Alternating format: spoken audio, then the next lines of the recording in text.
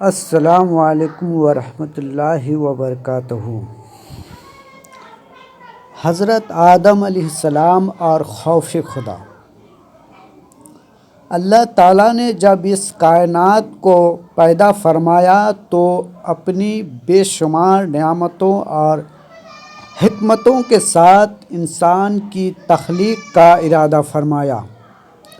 مٹی سے ایک پیکر بنایا گیا، پھر اس میں اپنی طرف سے روح پھونکی گئی، یوں حضرت آدم علیہ السلام وجود میں آئے، جو دنیا کے پہلے انسان اور پہلے نبی تھے۔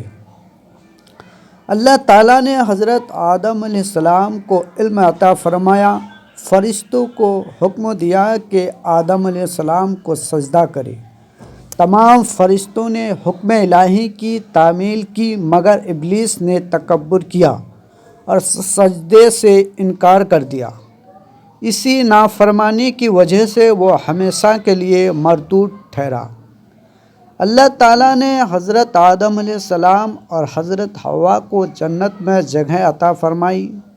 جنت میں ہر طرح کی نعمتیں تھے، نہ بھوک تھی، نہ پیاس، نہ غم، نہ تکلیف۔ اللہ تعالیٰ نے صرف ایک ہدایت دی کہ فلاں درخت کے قریب نہ جانا۔ یہ حکم دراصل اطاعت اور خوف خدا کا امتحان تھا۔ ابلیس جو پہلے ہی حسد اور دشمنی میں جل رہا تھا، حضرت آدم علیہ السلام اور حوا کو بہکانے لگا۔ اس نے قسمیں کھا کر کہا کہ میں تمہارا خیر خواہ ہوں۔ آخر کار اس کے بہکاوے میں آ کر وہ اس درخت کے قریب گئے جس سے منع کیا گیا تھا۔ جیسے ہی یہ لغزش ہوئی، فوراً ان کے دلوں میں خوف خدا جاگ اٹھا۔ انہیں احساس ہوا کہ ہم سے اپنے رب کے حکم کی نافرمانی ہو گئی ہے۔ یہی وہ لمحہ تھا جو حضرت آدم علیہ السلام کی عظمت کو ظاہر کرتا ہے۔ انہوں نے تکبر نہیں کیا، انکار نہیں کیا، الزام کسی اور پر نہیں ڈالا، بلکہ فوراً سر جھکا دیا اور اللہ تعالیٰ کے حضور عرض کی، اے ہمارے رب، ہم نے اپنے جانوں پر ظلم کیا۔ اگر تو نے ہمیں معاف نہ کیا اور ہم پر رحم نہ فرمایا تو ہم ضرور نقصان اٹھانے والوں میں سے ہو جائیں گے۔ یہ کلمات صرف توبہ نہیں تھے، بلکہ خوف خدا کا اعلیٰ ترین اظہار تھے۔ حضرت آدم علیہ السلام کو معلوم تھا کہ اللہ سب کچھ دیکھ رہا ہے، سب کچھ جانتا ہے اور اسی کے سامنے جواب دہی ہے۔